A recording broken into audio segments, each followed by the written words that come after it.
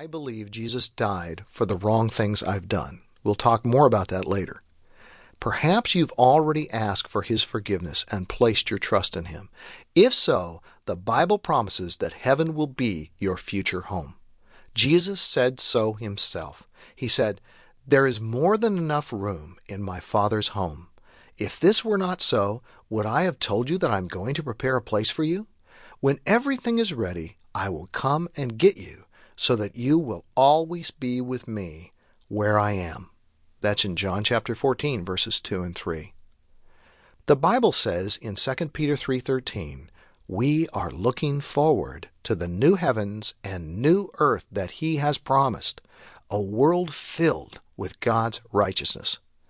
But we won't really look forward to that place unless we know something about its attractions before we get there, right? So if heaven, or as that verse calls it, the new heavens and new earth, will be your home someday, wouldn't it be great to learn all you can about it now? That way you can spend your whole life looking forward to the place that will be your home forever. That's what this book is all about. Chapter 1. What can we know about heaven? Revelation 21 says, "He showed me the holy city, Jerusalem, descending out of heaven from God. It shone with the glory of God and sparkled like a precious stone. The city wall was broad and high. The 12 gates were made of pearls, and the main street was pure gold, as clear as glass. The glory of God illuminates the city, and the Lamb is its light. The nations will walk in its light, and the kings of the world will enter the city in all their glory. Its gates will never be closed, and all the nations will bring their glory and honor into the city." In The Last Battle, C.S. Lewis writes, "I bet there isn't a country like this anywhere in our world. Look at the colors.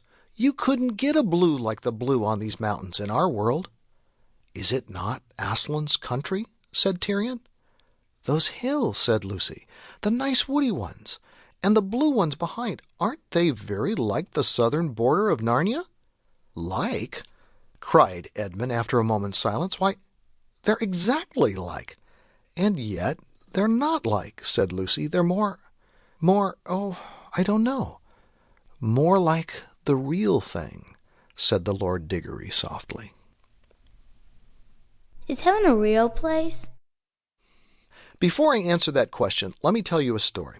Starting in AD 1271, an explorer named Marco Polo traveled from his hometown of Venice, Italy, to China and didn't go home for 24 years. Talk about a long trip. When he returned to Venice, he described a world that the people of Italy had never seen, one that could not be understood without using the imagination. Although China was a real place, it was very different from Italy. So Marco Polo had to use word pictures and ideas that people in Venice knew in order to describe what he saw. For example, in the book The Travels of Marco Polo, he described the city now called Beijing by saying, "It is walled around with walls of earth. There are 12 gates, and over each gate is a great and handsome palace. All the plots of ground on which the houses of the city are built are 4 square and laid out with straight lines. Each square plot is surrounded by handsome streets for the traffic. Thus the whole city is arranged in squares, just like a chessboard." Think about what you would do if you were trying to describe a place you've seen but no one else has. You'd probably compare that place to other familiar places, saying, "It was like," or "It reminded me of." That's what John, one of Jesus' 12 disciples, and other writers of the Bible did to help their readers understand what heaven is like. They describe heaven as a garden, a city, a country, a kingdom, and paradise. But many people still aren't sure that heaven is a real place. They even believe people in heaven are ghosts floating on clouds.